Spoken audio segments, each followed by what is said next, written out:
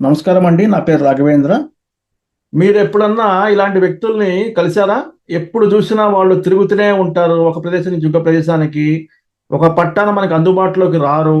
ఎంత ప్రయత్నం చేసినా పలానా చోటికొచ్చి కలు నేనెక్కడున్నాను, లేదంటే పలానా సిటీకొచ్చి కలు నేనెక్కడున్నాను, అక్కడ అక్కడ మాట్లాడుకుందాం అంటారు. ఇలాంటి వ్యక్తుల్ని ఎలా గుర్తించాలి అని తెలుసుకుందాము. చాలా ఆసక్తికరమైన అంశం ఇది.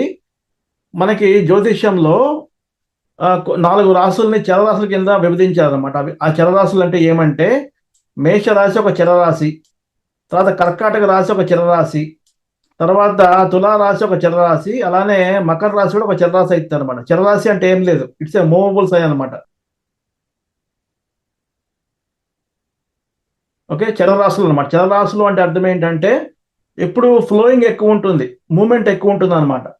ఇప్పుడు రూల్స్ ఏమంటే, ఇప్పుడు లగ్నాధిపతి గాని, లేదంటే లగ్నాధిపతి ఏ భావంలో ఉంటాడో ఆ భావాధిపతి గాని, ఈ 4 రాసుల్లో ఎక్కడున్నా సరే, వారు అత్యంత బిజీ పీపుల్ అని మనం చెప్పొచ్చనమాట. ఎందుకంటే అందుబాటులో ఉండరు వాళ్ళు ఎప్పుడు చూసినా. ఒక ఎగ్జాంపుల్ తీసుకొని చూద్దాము. ఇప్పుడు కుంభలగ్నం అనుకుందాం కాసేపు. కుంభలగ్నం అన్నప్పుడు అధిపతి ఎవరు? శని కదా!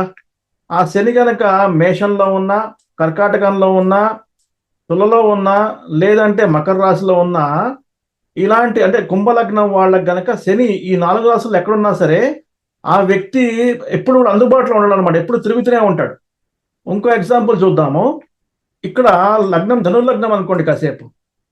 అంటే దీనికి అధిపతి గురువు గదా! గురువు ఎక్కడున్నాడో చూడండి. గురువు గనక వృషభంలో ఉన్నాడు అనుకుందాం కాసేపు. ఈ వృషభానికి అధిపతి ఎవరు? శుక్రుడు గదా!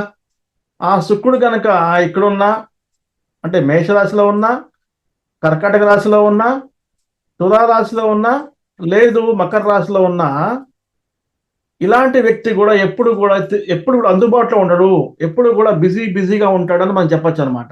మీకు గనక వీడియో కంటెంట్ నచ్చినట్లయితే లైక్ చేసుకోండి, సబ్స్క్రైబ్ చేయండి ఈ ఛానల్‌కి. అలానే మీ బంధుమిత్రులకు కూడా షేర్ చేయండి. నేను మరిన్ని వీడియోస్‌తో మీ ముందుకొస్తాను. ఉంటానండి. ఓం